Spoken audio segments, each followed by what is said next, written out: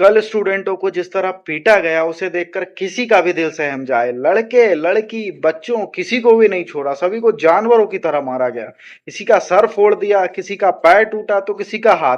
और इनमें से कुछ लोग तो अभी हॉस्पिटल में भी भर्ती हैं। ये दोस्तों पॉलिटिकल भीड़ नहीं थी जिन्हें सौ सौ रुपए देकर बुलाया गया हो। ये मेरे जैसे स्टूडेंट थे जिन्हें लगता है कि भारत की शिक्षा व्यवस्था के कारण इनका कुछ होने वाला नहीं है और इनका भविष्य अंधकार में है।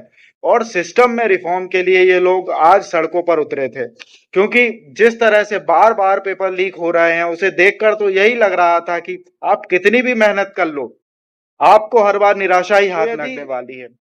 तो अपनी जेन्युइन मांगों को लेकर ये दूर दूर से प्रदर्शन करने के लिए दिल्ली में आए थे। और यदि इन लोगों ने शिक्षा मंत्री का इस्तीफा मांग भी लिया तो बताइए क्या गलत किया।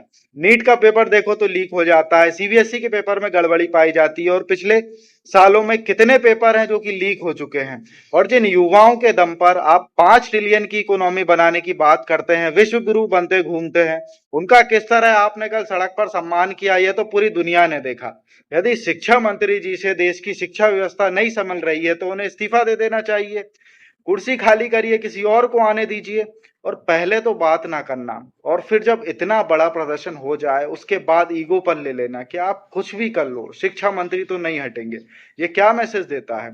और जो युवा जिनके दम पर भारतीय जनता पार्टी ने 2014 में सरकार बनाई, जो मोदी मोदी के नारे लगाते हुए नहीं थकते थे, यह तमाशा देखने के बाद आज वो भी सोचने पर मजबूर हैं कि कल यदि हमने कुछ मांग की तो हमारे साथ भी ऐसा हो सकता है। किसान प्रोटेस्ट करे तो विदेशी प्रोपोगेंडा, स्टूडेंट प्रोटेस्ट करें तो एंटी नेशनल, ट्राइबल प्रोटेस्ट करें तो ये डेवलपमेंट में बाधा। तो क्या सारे नेशनलिस्ट लोग बस सरकार में ही बैठे हुए हैं और देश की जनता एंटी नेशनल है। इथेनॉल बैंडिंग पर आपके पास कोई जवाब नहीं है, फॉरेन पॉलिसी पर बिल्कुल चुप, महंगाई और बेरोजगारी तो देश में है ही नहीं, मंदिरों से चंदा चोरी हो जाता है। और जब प्रधानमंत्री जी से इन मामलों में सवाल पूछा जाता है तो कोई जवाब नहीं आता। और जब जनता ने मोदी जी के चेहरे पर वोट दिया है तो लोग सवाल भी तो उन्हीं से पूछेंगे।